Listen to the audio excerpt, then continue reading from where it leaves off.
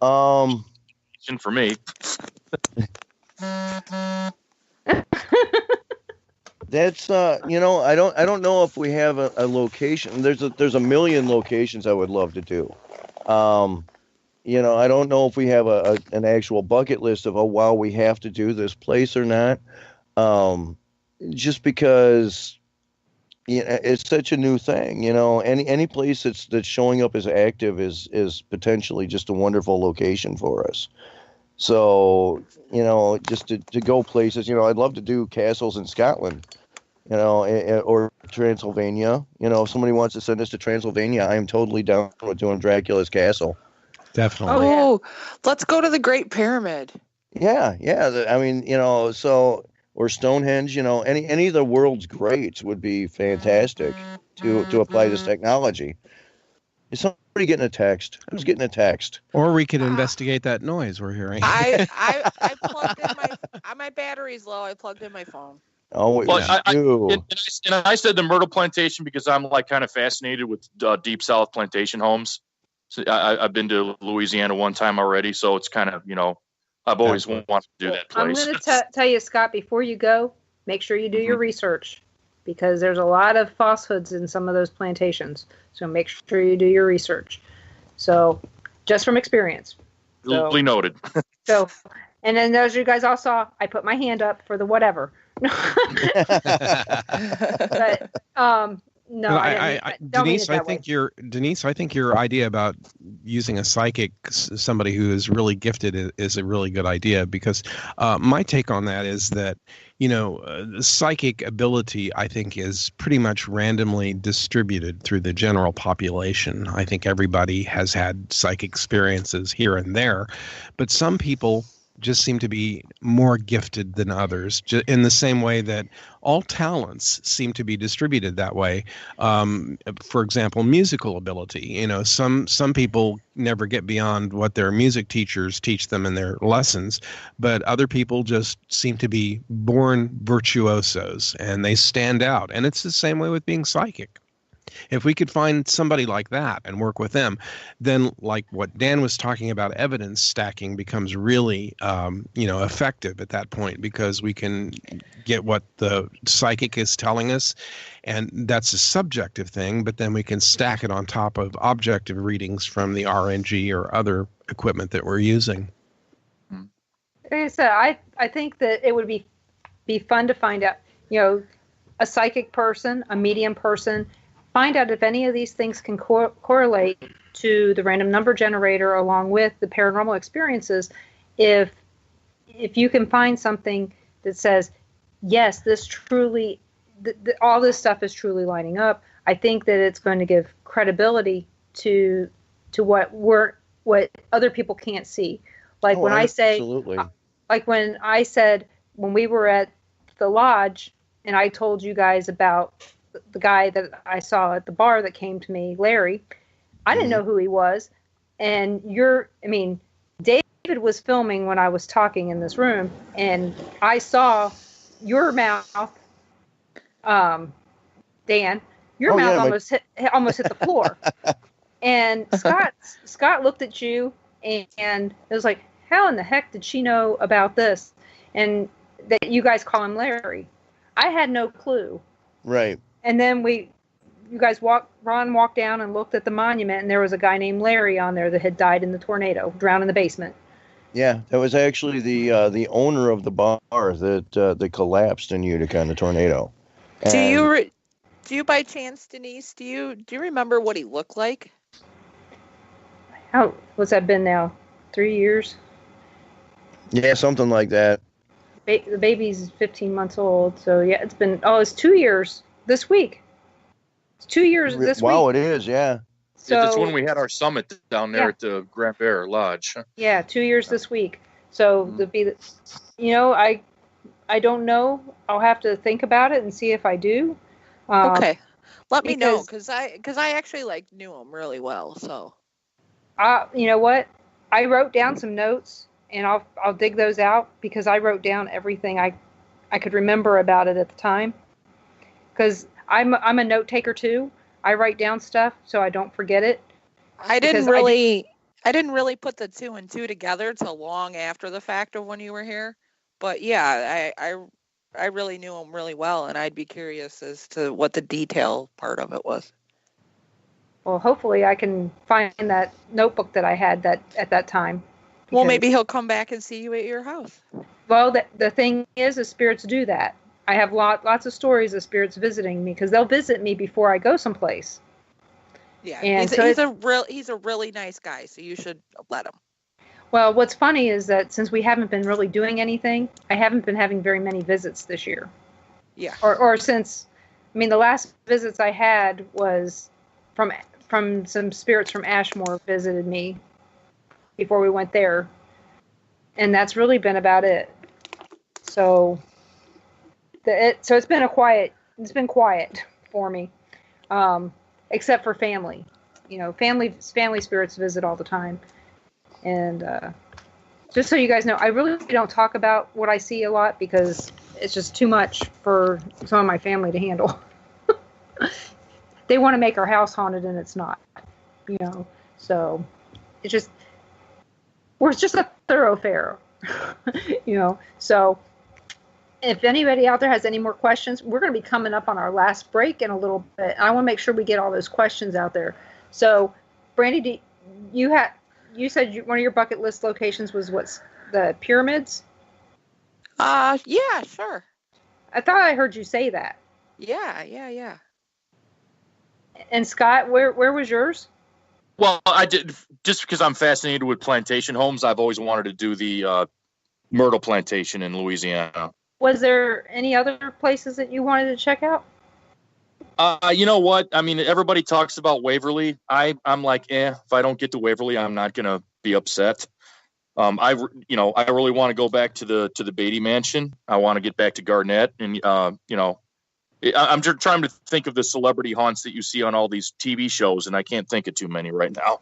Well, during one of the breaks, you asked me about the Villisca Axe Murder House. That's it. Well, if we hit Malvern Manor, I'd like to hit that place too at the same weekend or whatever. Well, if you do, make sure you do it. You have to come in April. Mm-hmm.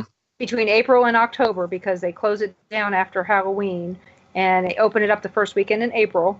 And you bring cash. She doesn't take credit. This is all fact. we go every time we go to a family reunion. We go to the Villisca Axe Murder House. So isn't Villisca House not that far from Josh's place? It's about 30 minutes, straight down the road. So so if you're going to do one, you might as well do both of them. Right, but you only have from 1 till 3:30 to do the Villisca House. Tuesday through Sunday. You can't go on Monday. Right. So see, you got to have this planned out. You have to have people like me that can tell you exactly what's going on.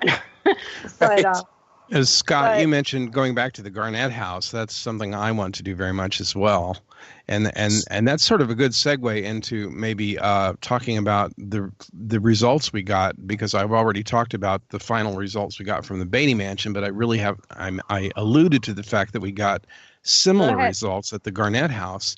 When we did the test with the RNG there, that was about a 7-hour investigation that night, and that occurred in November. I think we said November 24th. 24th, yes. And I got 18 non-random anomaly hits on the RNG that night, 14 of which occurred within 3 minutes of one or more other paranormal. So in other words, 77% of the RNG hits occurred within 3 minutes of some other paranormal event in the house. And once again, we turned it over to Dave Schumacher, and I can't thank him enough, because he's not only done the analysis of these, but he's also an independent researcher. He's not a member of PRI, and I think that's very important that this be evaluated by an outside source as well. And so he ran the same chi-square evaluation for independence on those. And when we got when he announced what our level of the p-value was on that, we were again just through the roof, because that turned into a p-value of 0.0000081, which means again that we would have gotten those pairings of RNG hits with paranormal hits reported by our researchers by chance only 8 times out of 100,000 times. Wow. So once again, it was like we hit 2 home runs in a row, to use Scott's analogy. 2 grand slams. It was amazing, and I was just blown away, and I was really sweating bullets when we went into that, because I thought, gosh, is that first experience in Beatty Mansion, was that a fluke, or is this a real thing? Well, with the Garnett house, it told us that it's a real phenomena. So, well, like I said, I can't wait to experience that myself and see more about that. So, like I said, there are some opportunities coming up to where we may have a chance to witness this firsthand. I find it fascinating, especially since I am a data person, first of all. And it was really, like I said, it was really fun to see the other people who kind of came along on those, investigations with us, because in both cases, in Beatty and Garnett, we had other research teams working with us. And I think some of them were they didn't quite understand what we were doing at first with the RNG. But then when they saw it in action, it was like, you could see their eyes light up, and it was like, oh, this is really cool stuff. And then they were racing, even if they didn't have a radio. I remember Peggy running back down the stairs to tell us something that had happened to her, because she knew that every event that happened was important to log. So it was really great. Yeah. I was going to say, before we go on break real quick, can we just give a shout out to the people that assisted us at Garnett? Sure, yes. Go ahead. I think Beatty. It was Jason, Cryptic? Kupsik, yeah. Jason Kupsik. Yeah, who runs the Casey Paracon, and then I believe Lisa and Peggy's team is called Also Paranormal. Mm-hmm. Yeah, Lisa Levy and Peggy Ewing. Mm-hmm. Yeah, okay. I couldn't remember Peggy's last name, but I know Lisa and Peggy from ASP, and Jason and a buddy with us in there that day. But and Larry was at Garnett. And at Beatty we had Tammy and Jim from EVP, and we also had Laura and Justin and Tiffany joining us on that one. I'm not sure of last names on that one. Yeah, I just like to give a little shout out to the teams that assisted us at these places. Yeah, because they all pitched in, and they were great about helping us out with logging everything. I mean, telling us what to log. Yeah. Oh yeah. They were really, really good about adhering to the policy and doing what they needed to, and it was great. Yeah, and I can say that the RNG has made my job logging so much more fun, and it gets people so much more interested. Well, honestly, with the RNG, I before this last Paracon, before we actually connected with Mike again, I was kind of up against the wall. The cartography was good, but it wasn't getting us where we wanted to go, and I was very frustrated, and I was almost ready to walk away from everything, honestly. And then Mike and I had this conversation, and I think the light bulb went on the same time with me as it did with him. And it was like, okay, this is data. This is real now. And, so I don't think if that hadn't happened, I probably would have walked away from all of this by this point. Now, this is spreadsheets, man. Yes.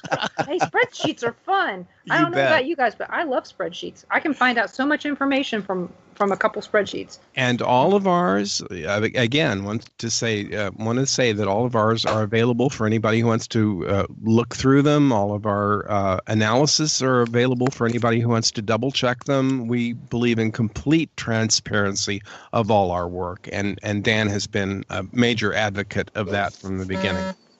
Yeah, I remember when we were talking about that, because I knew that he wanted to actually create a searchable database. Right. And at some point, I know I would like to help with that, because that's where I'm good at that kind of stuff. So I'd like to help out.